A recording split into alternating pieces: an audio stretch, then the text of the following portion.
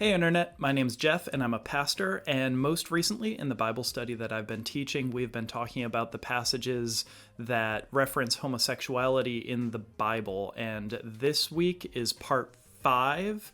If you haven't seen the other parts, watch the other parts, especially part 4, because I'm going to be talking about a lot of the things that we talked about last week and referencing a lot of the things that we talked about last week. And making a lot of the points that we made last week. So you can even just skip this video and watch part 4. Not really, don't do that. So today we are in 1 Corinthians chapter 6, verse 9, and it says this: "Do you not know that wrongdoers will not inherit the kingdom of God? Do not be deceived. Fornicators, idolaters, adulterers, male prostitutes, sodomites, thieves, the greedy, drunkards, revilers, robbers, none of these will inherit the kingdom of God." I should probably point out that I was just reading from the New Revised Standard Version, so your words might be a little bit different. There are 3 words/phrases that I want to talk about in this video, and the first one is the kingdom of God. What exactly is the kingdom of God, and what does it mean to inherit the kingdom of God? I think that sometimes when we hear that phrase, kingdom of God, we might think of the afterlife or heaven or the positive part of the afterlife where the streets are made of gold and everyone gets free ice cream. I don't know, I made that part up, but we might think of the positive afterlife when we hear the kingdom of God or the kingdom of heaven. But what's interesting about this phrase is that the first time Jesus uses it, he says, the kingdom of God is at hand. The kingdom of God is here. So sometimes we hear that phrase, kingdom of God, and we might think that it's referring to some sort of future reality, future plane in the sweet by and by. But Jesus seems to be talking about the kingdom of God as something that's already active and something that's already present. It's a different kingdom that we live in the midst of another kingdom.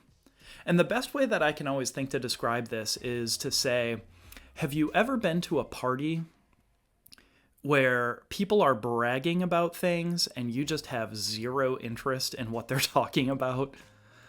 Like, everybody's trying to one-up each other, like, oh, well, I went here for vacation. I drive this kind of car. My kids went to this college. Oh, you drink Coors Light? I drink craft beers. Oh, you brought that bottle of wine? I brought this bottle of wine. You have a 2-bedroom house? I have a 5-bedroom house.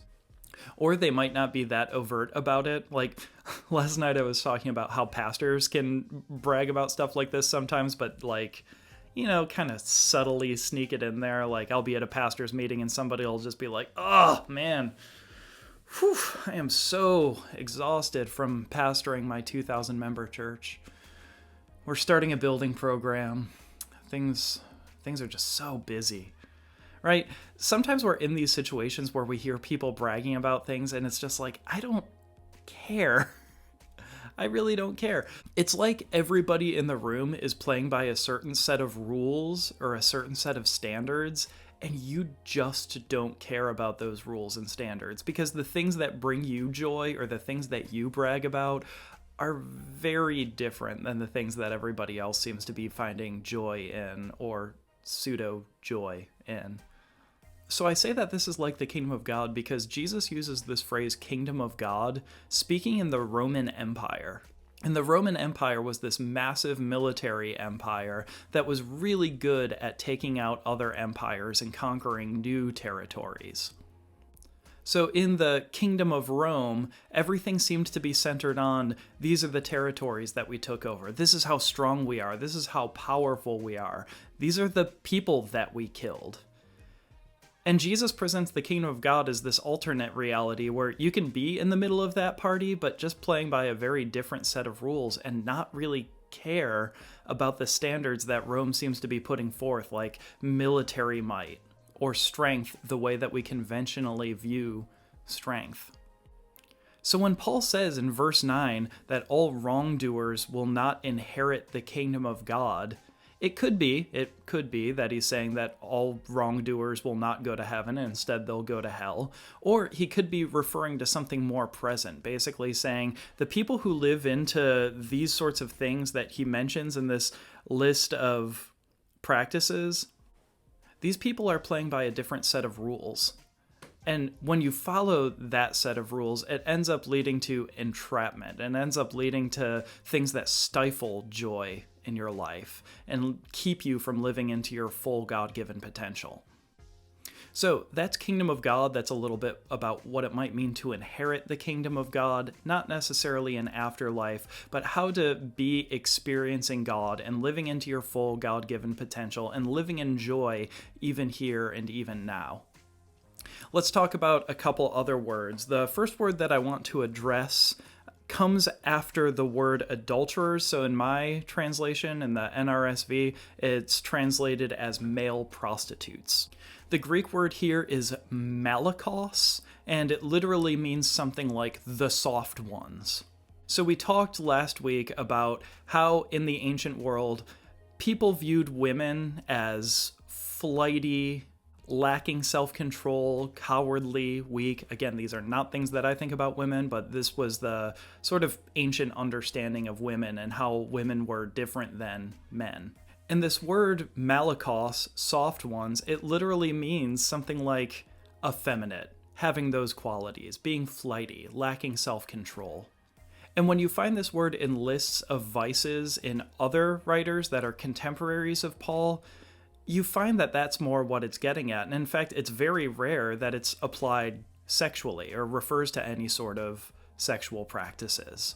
In fact, when Plutarch uses this word as a vice, he makes reference to one leader in the empire that, and this is an exact quote here, weakly succumbed to his passion for his young wife, doting himself almost exclusively to her and neglecting affairs of the forum.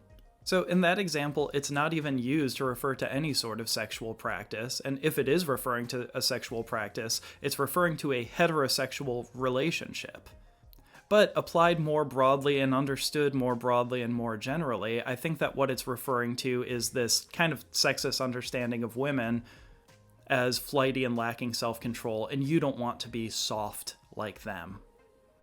The next word is the word immediately following that word malakos, however it was translated in your particular version of the Bible. In my version, in the NRSV, again, it's translated as sodomites. This is a compound word that literally combines the words for bed and man. So it means bedman, which could be a lot of things. Bedman could be the lamest Batman villain ever. Bedman can also mean anyone who's ever shared a bed with a man. So if you're a married heterosexual woman, I guess anybody who's shared a bed with a man could fall under this. That's one interpretation. But I think that one thing that's worth noting about this word is that it kind of bridges a gap in this list of vices, going from sexual vices into economic vices.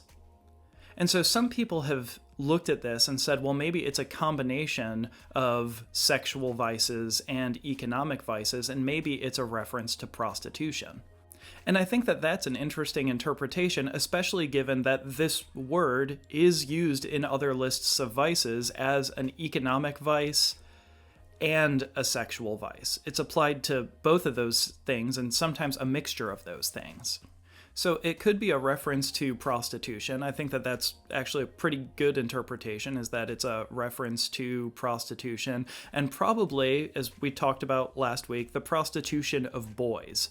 This was a way for men to experience sexual excess by having sex with another man, but not losing their masculinity, which was very important in the ancient world, because they were having sex with a man, but an effeminate man, a boy. So rather than condemning same-sex behavior in general, or rather than condemning two men in a committed monogamous relationship or two women in a committed monogamous relationship, instead, Paul, and I think, again, this is a very valid interpretation, Paul may be instead condemning the practice of child prostitution, particularly the prostitution of young boys.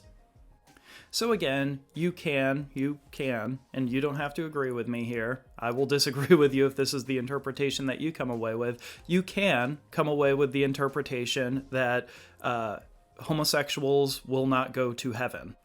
That's an interpretation that I disagree with, and I don't think that it's a very helpful interpretation.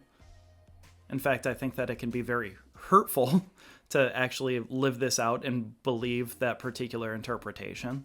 And if you do go with that interpretation, you have a lot that you need to reconcile. Like, if homosexuals do in fact not go to heaven, then what about fornicators and idolaters and thieves and the greedy and drunkards, revilers, robbers? After I read this last night, somebody in the Bible study said, well, it sounds like nobody's going to heaven if this is about who gets into heaven and who doesn't. So if you do want to have that interpretation, you've got some reconciling to do and you have some explaining to do.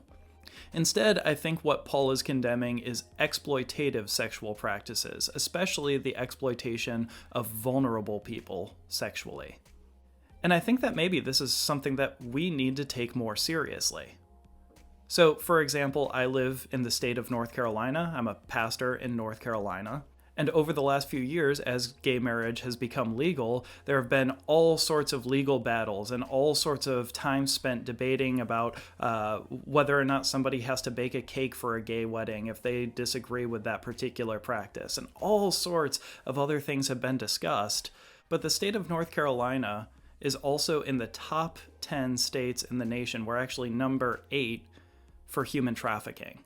So maybe to take this text seriously isn't necessarily to have endless debates about who can get married, who cannot get married, do you have to bake a cake, do you not have to bake a cake. Maybe instead a better way and a more crucial way and a more timely way to take this passage seriously is to say we need to do something about the fact that we are leading the nation, or at least we're 8th in the nation, when it comes to child prostitution and human trafficking. All right, that's it for this week. I am going to be off next week, so you won't see another video for me for a couple of weeks. But just so you know, coming up, we have 2 more sessions and therefore 2 more videos. One of them is going to be about Jesus and the fact that when Jesus talks, he seems to assume that marriage is between one man and one woman. And then we're going to talk about the biblical narrative in general and kind of go through the entire Bible and talk about what it might have to say about homosexuality. But for now, grace and peace, everybody.